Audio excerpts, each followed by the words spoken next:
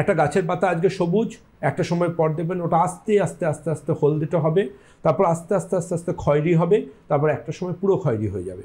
এটা জেনে নিন যে ডায়াবেটিস কিন্তু মোরাললেস প্রত্যেকের লাইফে আসবে। এটা এখন এমন হয়ে গেছে আমাদের ভারতীয়দের মধ্যে, কারুর আগে কারুর পরে সমস্যা আসবে। নাম্বার 1 পিলার হচ্ছে আপনি কি খাচ্ছেন, এটা ইম্পর্ট্যান্ট। আপনার কাছে দুর্গাপুজো মানে একটা বটল ওপেন করা নয়, আপনার কাছে ব্রেকফাস্ট মানে সেটা সকালে 11টা নয়, লাঞ্চ মানে বিকেল 4টে নয়।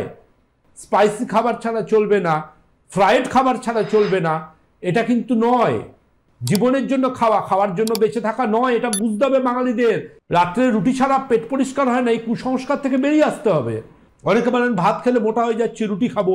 রুটিতে তো ভাতের থেকেও বেশি ক্যালোরি।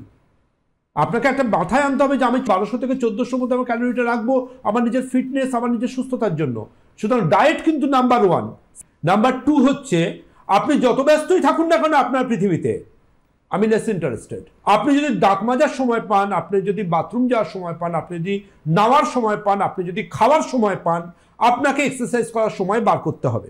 করবেন না এক্সারসাইজ, মানবেন না ডায়েট, নেক্সট অপশান আছে তো, সারা জীবন ইনসুলিন নিন, ওষুধ খান, ছুটে বেড়ান, আর একটা একটা করে অর্গান ড্যামেজ হতে থাকুক।